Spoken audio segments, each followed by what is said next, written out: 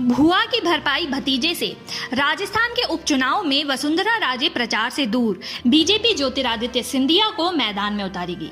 राजस्थान में होने वाले 3 सीटों पर उपचुनाव में अब तक पूर्व मुख्यमंत्री वसुंधरा राजे प्रचार से दूर है।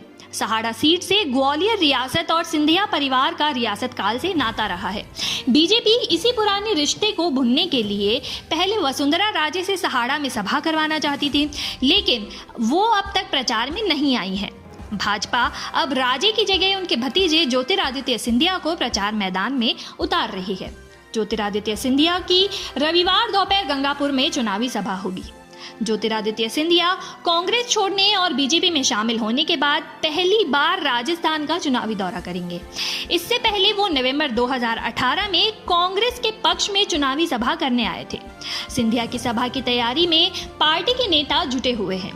प्रदेश की सहाड़ा, सुजानगढ़ और राजसमंद सीटों पर चुनाव होने हैं। यहां 17 अप्रैल को वोटिंग होगी। गंगापुर से सिंधिया घराने का 230 साल पुराना है रिश्ता। सहाड़ा के गंगापुर क्षेत्र का सिंधिया खानदान से 230 साल पुराना रिश्ता है। गंगापुर सहाड़ा क्षेत्र में कई गांव ग्वालियर रियासत के अधीन आते थे। इस वजह से सिंधिया घराने का इस इलाके के लोगों को प्रभाव रहा है। इसके पीछे ऐतिहासिक कारण है। बताया जाता है कि मेवाड़ राजघराने की बेटी गंगाबाई ग्वालियर की बहू थी। उदयपुर महाराणा और देवगढ़ के उमराव के बीच अनबन हो गई थी। गंगाबाई समझौता करवाने उदयपुर आई थी। वहां से लौटते वक्त गंगापुर के निकट लालपुरा गांव में उनका निधन हो गया था। उनके नाम पर ही गंगापुर कस्बा बसा है।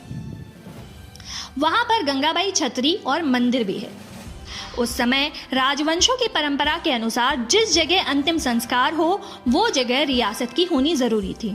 उस परंपरा के तहत मेवाड़ रियासत ने इन गांवों को ग्वालियर रियासत को दे दिया था। वसुंधरा राजे भी गंगापुर से इसी रिश्ते को निभाती आई हैं।